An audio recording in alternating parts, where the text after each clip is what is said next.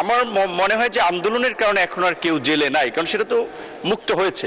আর যারা ফিরে এসেছে তাদের একটা বড় ক্ষতিপূরণ হয়েছে, এটা ঠিক যে ব্যবসা বাণিজ্য করতো, অনেকে মোটামুটি ভালো ব্যবসা বাণিজ্য করতো, সেক্ষেত্রে তাদের যে ধরনের ক্ষতি হয়েছে সেইটা সরকারের পক্ষ থেকে এখন পর্যন্ত দেওয়া সম্ভব হয় নাই।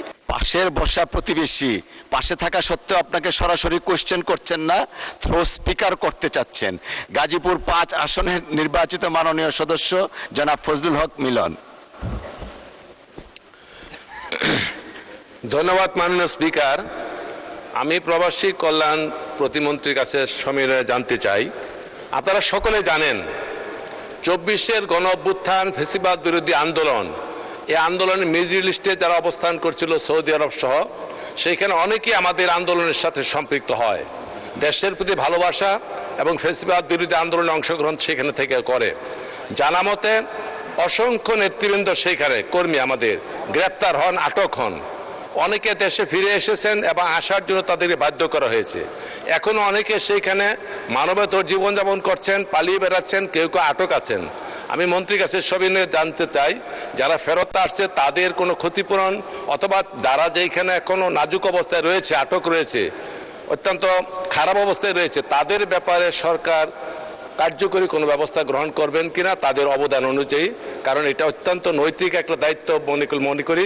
আমি সবিনয়ে জানতে চাই তাদের ব্যাপারে মন্ত্রণালয় কি কি উদ্যোগ গ্রহণ করেছে অথবা করবেন কিনা। আপনাকে ধন্যবাদ। ধন্যবাদ মাননীয় সদস্য। মাননীয় প্রতিমন্ত্রী। মাননীয় স্পিকার, আপনাকে ধন্যবাদ। আপনার মাধ্যমে মাননীয় সংসদ সদস্যকেও ধন্যবাদ। এটা ঠিক যে আজকের এই সংসদ থেকে আমাদের স্মরণ করতে হয় আমাদের প্রবাসীদের জুলাই আন্দোলনের ভূমিকা, এবং বিশেষ করে মিডল ইস্টের মতো দেশগুলো থেকে যারা আমাদের আন্দোলনের প্রতি সলিডারিটি এক্সপ্রেস করেছে, তারা একটা বড় ঝুঁকি নিয়ে করেছিল।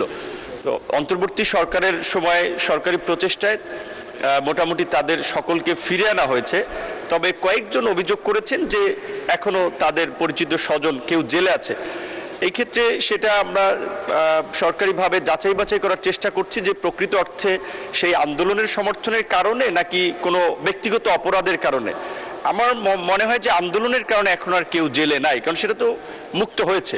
আর যারা ফিরে এসেছে তাদের একটা বড় ক্ষতিপূরণ হয়েছে, এটা ঠিক যে ব্যবসা বাণিজ্য করতো, অনেকে মোটামুটি ভালো ব্যবসা বাণিজ্য করতো, সেক্ষেত্রে তাদের যে ধরনের ক্ষতি হয়েছে সেইটা সরকারের পক্ষ থেকে এখন পর্যন্ত দেওয়া সম্ভব হয় নাই।